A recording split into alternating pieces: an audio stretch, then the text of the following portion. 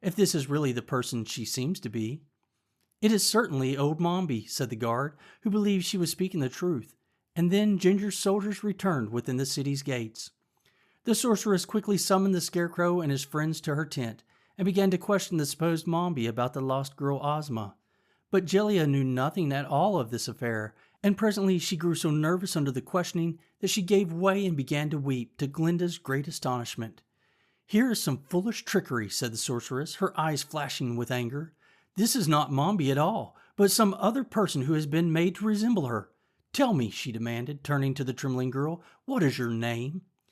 This Jellia dared not tell, having been threatened with death by the witch if she confessed the fraud. But Glinda, sweet and fair though she was, understood magic better than any other person in the land of Oz, so, by uttering a few potent words and making a peculiar gesture, she quickly transformed the girl into her proper shape, while at the same time old Mombi, far away in Ginger's palace, suddenly resumed her own crooked form and evil features. "Why, it's Jellia Jam!" cried the Scarecrow, recognizing in the girl one of his old friends. "It's our interpreter," said the Pumpkinhead, smiling pleasantly.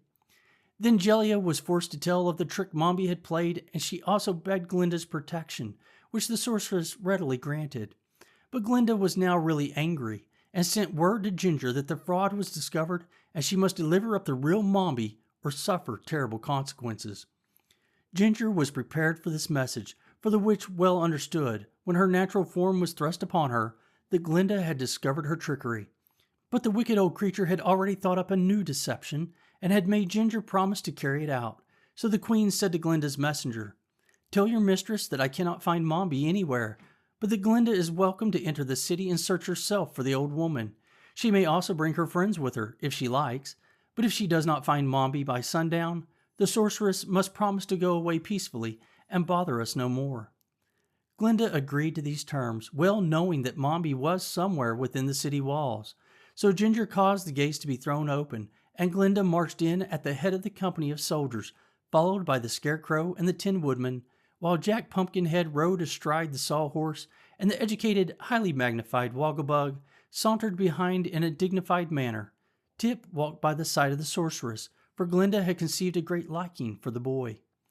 Of course, old Mombi had no intention of being found by Glinda, so while her enemies were marching up the street, the witch transformed herself into a red rose growing upon a bush in the garden of the palace. It was a clever idea, and a trick Glinda did not suspect, so several precious hours were spent in a vain search for Mombi. As sundown approached, the sorceress realized she had been defeated by the superior cunning of the aged witch, so she gave the command to her people to march out of the city and back to their tents. The Scarecrow and his comrades happened to be searching in the garden of the palace just then, and they turned with disappointment to obey Glinda's command. But before they left the garden, the Tin Woodman, who was fond of flowers, chanced to espy a big red rose growing upon a bush, so he plucked the flower and fastened it securely in the tin buttonhole of his tin bosom.